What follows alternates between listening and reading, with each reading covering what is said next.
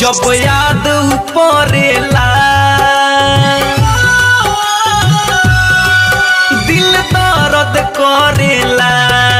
जब याद पड़ेला दिल दर्द करेला। हाँ जब याद पड़ेला दिल दर्द करेला। केहू प्यार ना दुनिया में जिंदगी भर करेला। केहू प्यार ना दुनिया में जिंदगी भर करेला। ठुकरा के चल देला ठुकरा के चल देला। जब मन भरेला जब याद पड़ेला दिल दर्द करेला। ओ जब याद पड़ेला दिल दर्द करेला।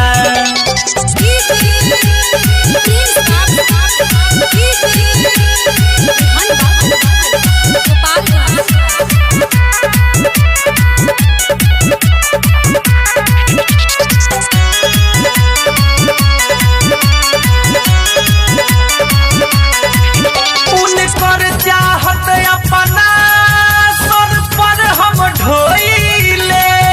उनकर चाहत अपना सर पर हम ढोइले। जितने हंसले रहनी उतने अब रोइले। सावन बन के पानी सावन बन के पानी अखिया से झरेला।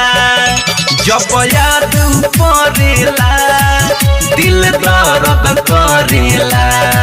ओ जब याद पड़ेला दिल दर्द करेला।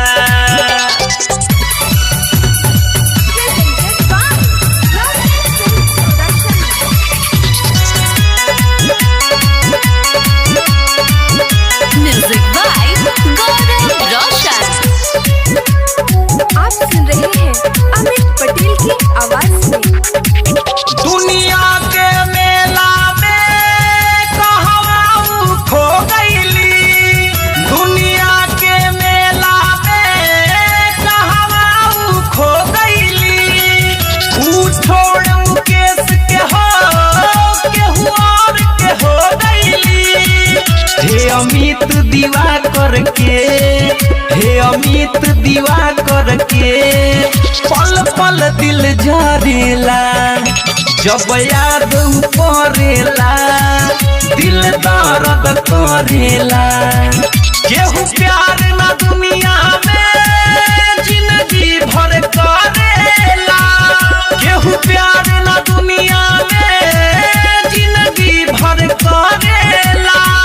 ठुकरा के चल देला ठुकरा के चल देला। जब मन भरेला जब याद पड़ेला दिल दर्द करेला। ओ जब याद पड़ेला